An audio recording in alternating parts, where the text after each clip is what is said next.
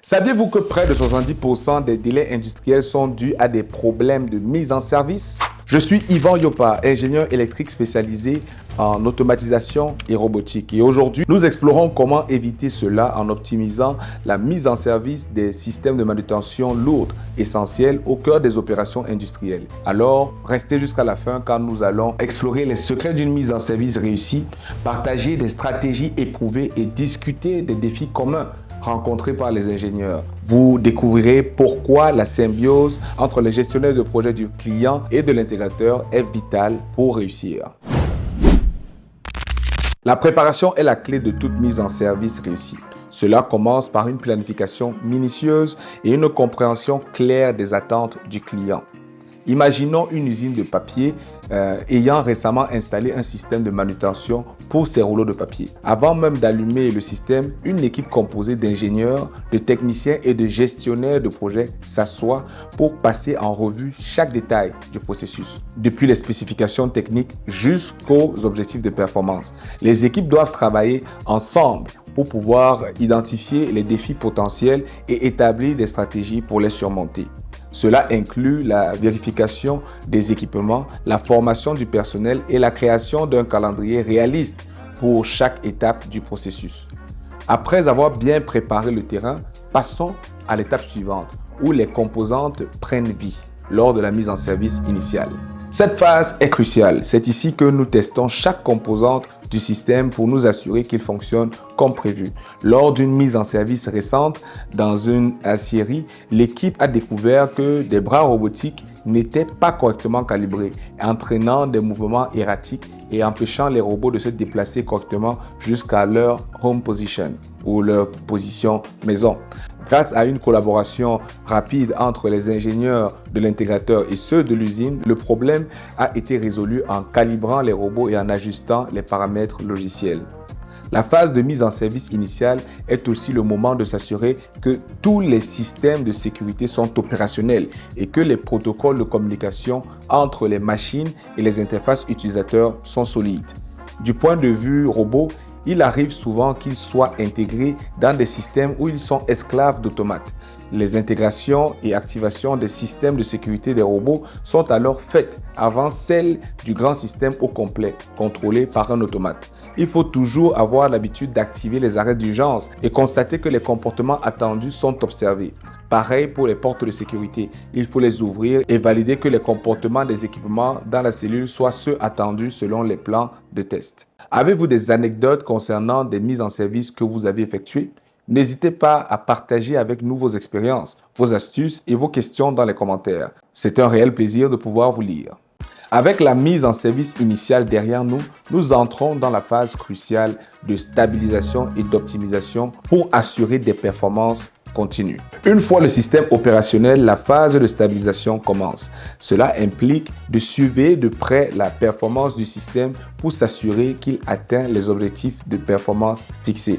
Dans une usine de pâte et papier, après la mise en service d'un nouveau convoyeur automatisé, l'équipe a observé une légère diminution de la cadence de production et des problèmes de transfert de rouleaux à la sortie de ce nouveau convoyeur. En travaillant étroitement avec le client, ils ont pu identifier et résoudre un problème d'alignement des convoyeurs qui ralentissait la chaîne et provoquait un petit décalage du rouleau en plein transfert. Dans les situations les plus extrêmes, il arrivait que la ligne soit interrompue afin que les opérateurs interviennent manuellement pour replacer le rouleau, voire le transférer sur le prochain convoyeur. Ceci occasionnait des délais importants. C'est donc un petit exemple de situation à observer dans cette phase de stabilisation. D'ailleurs, il est important de rappeler qu'il arrive souvent que plusieurs clients s'attendent à ce que la mise en service soit du plug and play. Un peu comme lorsqu'on achète un nouvel ordinateur ou une machine à café. Tu le sors de la boîte ou tu la sors de la boîte, branche et tu allumes. Let's go, tu es prêt à utiliser. Avec les systèmes de manutention lourde, ce n'est pas souvent comme cela que les choses se passent. C'est beaucoup plus complexe. Raison pour laquelle cette phase doit être commencée très tranquillement à basse vitesse, notamment pour les robots. C'est au fur et à mesure que les vitesses des équipements sont augmentées, selon que l'on observe des situations critiques et qu'elles soient corrigées à la source, et ainsi optimiser le système pour qu'il atteigne ses performances optimale. Dans le jargon, on parle donc ici de fine-tuning. L'optimisation continue est essentielle pour ajuster les paramètres du système en fonction des données réelles, permettant ainsi de maximiser l'efficacité et de minimiser les temps d'arrêt. La collaboration est le moteur d'une mise en service réussie. Une communication fluide entre les gestionnaires de projet du client et ceux de l'intégrateur est cruciale.